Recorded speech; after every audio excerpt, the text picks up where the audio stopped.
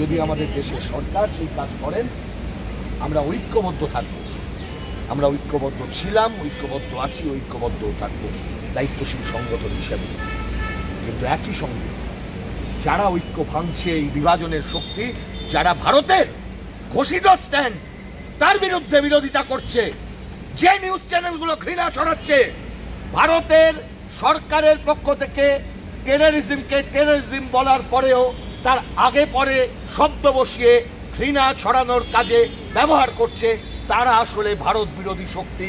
এবং এই রাজ্যের বিজেপি বিরোধী দলনেতা আর ওই চ্যানেলটি আর যারা ওই ছোট ছোট কিছু প্রচার করে যাচ্ছে, এরা সবাই দেশদ্রোহী শক্তি। এই মুহূর্তে যারা বিভাজন করতে চাইছে, এরা দেশের ঐক্যবদ্ধ পদক্ষেপের বিরোধিতা করছে। এই কথা আপনাদের বললাম। প্রত্যেকটি পরিবারের প্রতি আমার সহমর্মিতা, সমবেদনা এবং শোককে শপথে পরিণত করার যে শপথ, সেটা আমি গ্রহণ করছি। আপনাদের সবাইকে বলবো, এর থেকে শিক্ষা নিয়ে ভারতকে এগোতে হবে।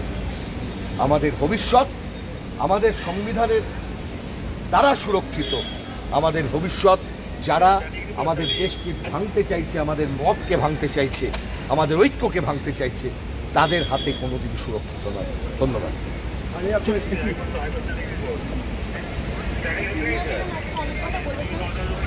এত কথার মধ্যে যাচ্ছি না। সেখানে সিনিয়ররা যা বলেছেন আমরা তাতে সহমত পোষণ করছি। আমার দুটো কথা আছে। আজকে যেটা কাশ্মীরে হয়েছে সেটা কখনোই আমরা সেটাকে সাপোর্ট করছি না। জঙ্গি হয়, তার কোনো ধর্ম হয় না আলাদা করে।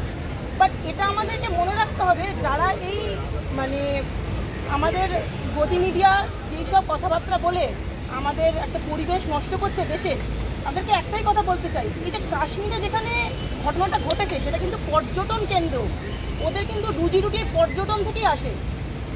তো সেখানে কি তারা নিজে ইচ্ছাকৃতভাবে এটা কি করবে? এটা আপনারা একবার ভেবে দেখুন। যেখানে পর্যটন কেন্দ্র মেন, সেখানে কিন্তু তারা নিজে করবে না। এবং জিনিসটা কেন হলো? সামনে ইলেকশন। আমরা কিন্তু এরকম ইলেকশনের আগে অনেক ঘটনা দেখেছি, যেটা ইলেকশনের পুরো ব্যাপারটাকে ঘুরিয়ে দেওয়ার জন্য।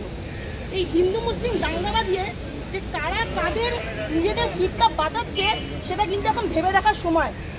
আমাদের কিন্তু কনস্টিটিউশনাল রাইটে যা বলা আছে, রুটি রোজগার, শিক্ষা, এইগুলো নিয়ে যখনই মানুষ তাদের কথা তুলছে, তাদের নিজেদের রাইটের কথা তুলছে, তখনই সেটাকে চাপিয়ে দেওয়ার জন্য আমাদের এই হিন্দু মুসলিম দাঙ্গাটা লাগানোর চেষ্টা হচ্ছে। হিন্দু মুসলিম করে কিন্তু কারোর পেটের ভাত জুটবে না দাদা, এটা মনে রাখবেন।